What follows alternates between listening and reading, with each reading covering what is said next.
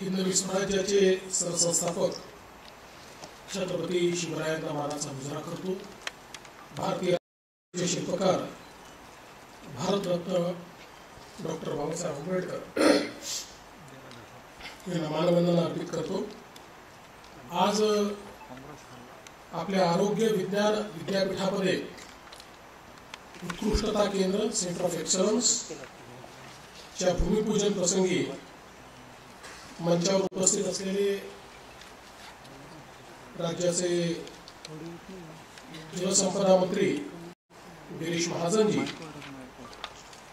त्याचप्रमाणे शिक्षण मंत्री दादा भुसेजी, आमचे सहकारी मंत्री नरहरी झिरवळजी, या कार्यक्रमाकरता दृकश्राव्य माध्यमातून उपस्थित असलेले आपले राज्याचे वैद्यकीय शिक्षण मंत्री श्री हसन मुश्रीफजी, आपल्या कुलगुरू doctor Madhuri Kanitkar, Shri Pravin Gedam, Shri Raju Nibatkar, doctor Chandanwale, doctor Nikum, doctor Ganga, doctor Mulkund, या ठिकाणी समोर उपस्थित असलेले आमचे सर्व सन्माननीय आमदार, सन्माननीय खासदार,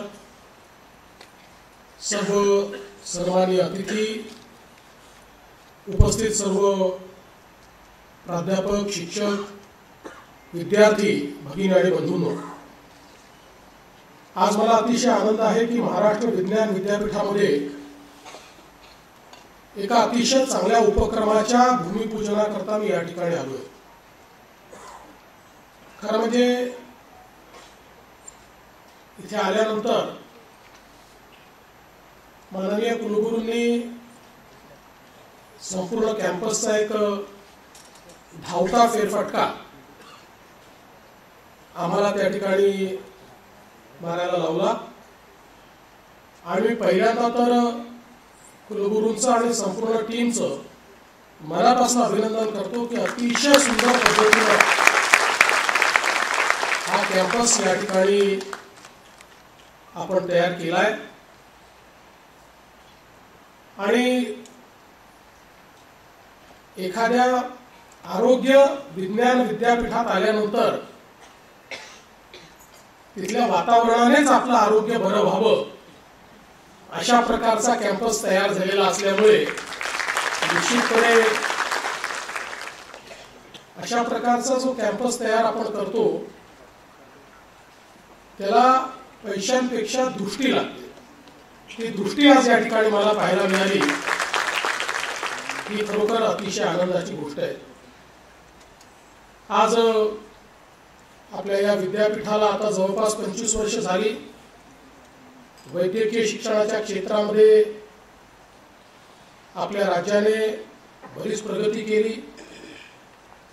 प्रत्येक जिल्ह्यामध्ये मेडिकल कॉलेज असलं पाहिजे अशा प्रकारच्या विचारातून शासकीय 10 नवीन मेडिकल कॉलेजेस आपण गेल्या 2 वर्षात सुरू केले। सर्व प्रकारच्या ज्या चिकित्सा पद्धती आहेत त्या चिकित्सा पद्धतींचा योग्य अशा प्रकारचं शिक्षण हे महाराष्ट्रात उपलब्ध व्हावं याकरता आपल्या विद्यापीठाने अतिशय चांगलं काम हे गेल्या 25 वर्षांमध्ये या ठिकाणी केलंय आणि आज मला अतिशय आनंद आहे की आपण सेंटर ऑफ एक्सलन्स आणि चक्र centre of health applied knowledge and research आणि त्याच्यासोबत नुसतं रिसर्च नाही, research autonomy is very important अशा प्रकारचे चक्र या ठिकाणी आपण तयार केलेलं आहे। खरं म्हणजे आपली अपेक्षाच ही आहे की आपल्या ज्या युनिव्हर्सिटीज आहेत, आपली जी विद्यापीठ आहेत, या विद्यापीठांनी संशोधन करावं, या विद्यापीठांनी नवाचार आणावा, या विद्यापीठांनी वेगवेगळे जे विषय आहेत त्या विषयांचं केंद्र म्हणून या ठिकाणी काम करावं। विद्यापीठ ही केवळ शिक्षण संस्था आणि शिक्षणाचा अभ्यासक्रम या 2 गोष्टी नियोजित करण्यापुरतं मर्यादित राहिल्या तर त्या विद्यापीठांचा कधी विकास होऊ शकत नाही. या दोन गोष्टी महत्त्वाच्या आहेतच, पण जगातली जी उत्तम विद्यापीठं आहेत ती सेंटर ऑफ एक्सलन्स आहेत, ती सेंटर्स ऑफ इन्क्युबेशन आहेत.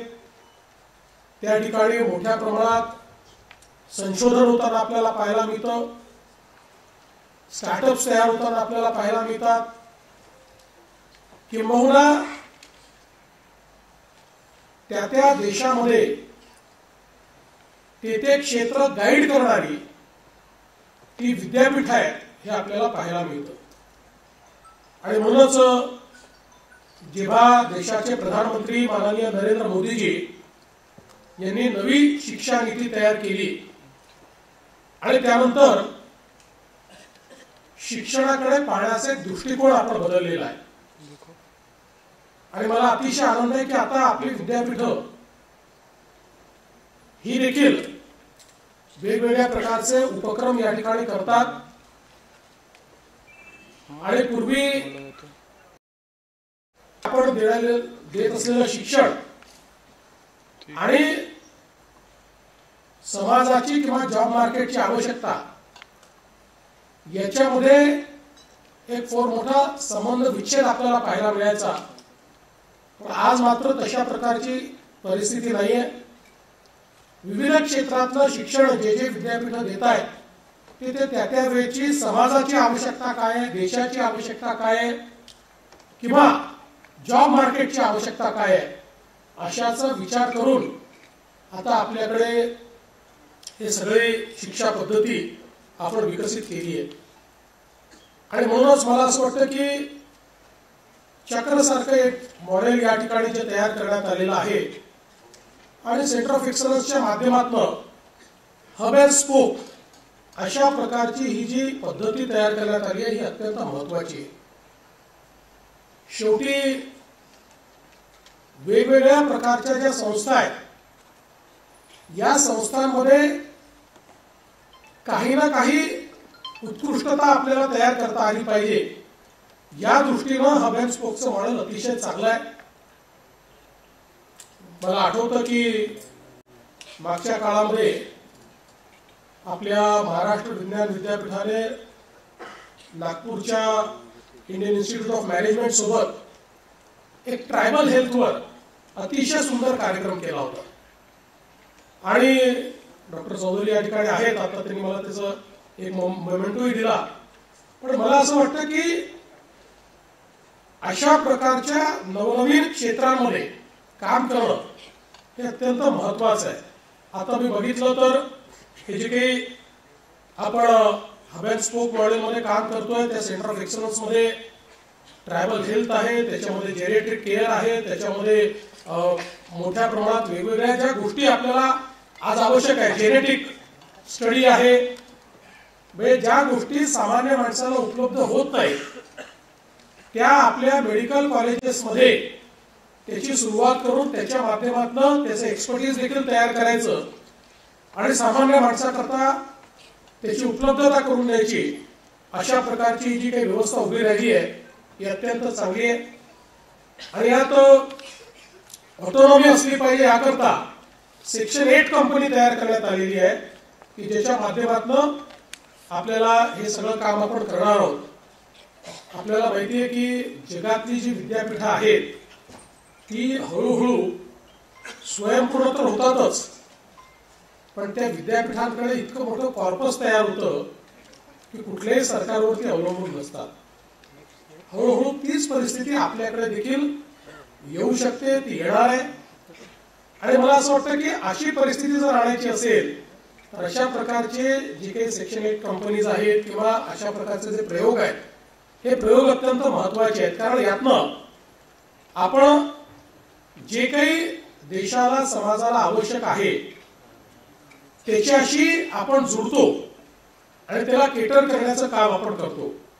आज आपण बघितलं असेल तर वैद्यकीय क्षेत्रामध्ये इतक्या मोठ्या प्रमाणात टेक्नॉलॉजी आलेली आहे, टेक स्टार्टअप्स मोठ्या प्रमाणात आलेले आहेत आणि या क्षेत्राला एक प्रकारे पूर्णपणे बदलण्याचं काम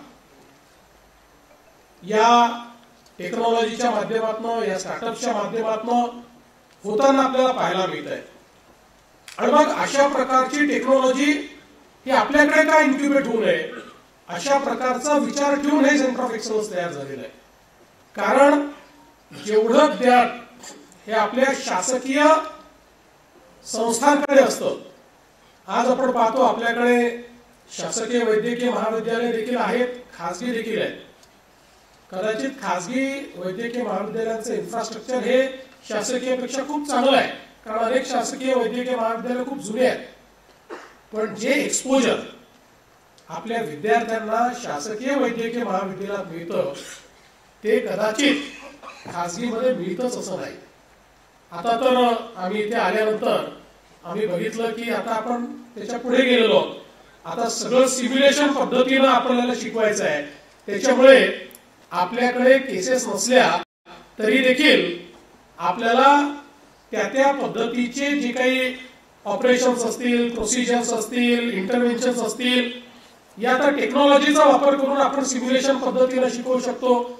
AR VR चा वापर करून आपण त्या ठिकाणी आम्ही बघितलं की व्हर्च्युअल रियालिटीचा, ऑगमेंटेड रियालिटीचा वापर करून देखील आपल्याला ते शिकवता येतं. आणि सुदूर भागामध्ये देखील ते शिकवण्याची व्यवस्था ही आपण उभी केलेली आहे.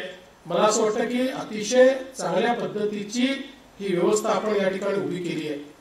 महाराष्ट्रामध्ये आपला प्रयत्न आहे की पुढच्या 3 ते 4 वर्षामध्ये आपली जी हेल्थकेअरची सिस्टीम आहे ही आपल्याला पूर्णपणे रिव्हॅम्प करायची आहे. आज आपण पाहतो की विशेषतः प्राथमिक आरोग्य याच्यावर जेवढ्या मोठ्या प्रमाणात आपण काम केलं पाहिजे, कदाचित ते न केल्यामुळे आपल्या टर्शरी संस्थांवर प्राथमिक आरोग्याच्या गोष्टीची डिलिव्हरी करण्याची वेळ येते. आणि म्हणून पहिल्यांदा प्रायमरी आणि सेकंडरी हेल्थ हे आपल्याला कसं स्ट्रेंथन करता येईल अशा प्रकारचा आपला प्रयत्न आहे. आणि त्याही ठिकाणी अल्टिमेटली या सगळ्या आपल्या ज्या टर्शरी संस्था आहेत या हब अँड स्पोकच्या मॉडेलमध्येच त्यांनी काम केलं पाहिजे, जेणेकरून मोठ्या प्रमाणात आपल्याला सर्वांपर्यंत आरोग्य पोहोचवता आलं पाहिजे अशा प्रकारचा आपला प्रयत्न आहे. आणि एक टार्गेट मी आपल्या वैद्यकीय शिक्षण आणि हेल्थ या दोन्ही विभागांना दिलेलं आहे. आज आपल्याकडे आपण युनिव्हर्सल इन्शुरन्स सिस्टीमवर किंवा ॲच्युरन्स सिस्टीमवर गेलो. आपल्या संपूर्ण 13 कोटी महाराष्ट्रातल्या लोकसंख्येला 5 लाखापर्यंत आपण महात्मा फुले जीवनदायी योजनेत त्या ठिकाणी कव्हर केलेलं आहे. मी आता टार्गेट असं दिलं आहे की आपल्या संस्था प्रायमरी पासून टर्शरी पर्यंत इतक्या बळकट करायच्या की किमान यातल्या 50% प्रोसिजर्स या आपल्या संस्थांमध्येच झाल्या पाहिजेत. जो पैसा आपण आज बाहेर देतो तो आपल्या संस्थांनाच मिळाला पाहिजे आणि त्यातनं आपल्या व्यवस्था अधिक बळकट झाल्या पाहिजे. अशा प्रकारची पुढच्या 3 वर्षातलं टार्गेट हे या ठिकाणी मी या दोन्ही विभागांना दिलेलं आहे. आणि त्याकरता मग इन्फ्रास्ट्रक्चर गॅप जे आहेत त्या गॅप्स भरून काढण्याच्या दृष्टीनं वेगवेगळ्या योजना देखील आपण तयार केल्या आहेत. मला अतिशय आनंद आहे की डॉक्टर माधुरी कानिटकर यांनी या ठिकाणी सांगितलं की कुंभथॉनची तयारी करायची आहे, कुंभची तयारी करायची आहे. आज आम्ही कुंभाच्या तारखा, परभणीच्या ज्या तारखा आहेत त्या तारखा आता घोषित करूनच या ठिकाणी आलेलो आहोत. त्यामुळे आता टार्गेटच्या तारखा काय आहेत या आपल्याला मिळालेल्या आहेत. डिजिटल कुंभ तर करायचाच आहे, पण त्यासोबत आरोग्यदायी कुंभ देखील आपल्याला करायचा आहे. आणि नाशिकमध्ये आरोग्य विद्यापीठ महाराष्ट्राचं असल्यामुळे मोठी जबाबदारी तुमच्यावर आहे आणि मला विश्वास आहे की त्याकरता निश्चितपणे तुम्ही प्लॅन कराल.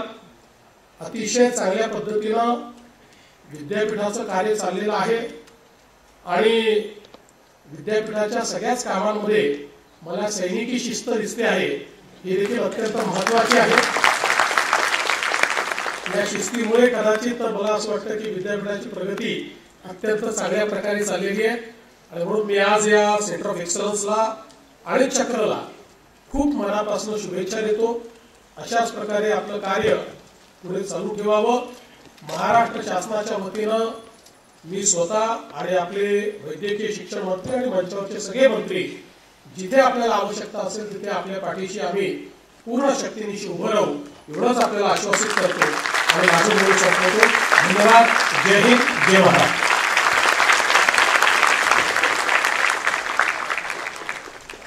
धन्यवाद सर. एकदा आपण जोरदार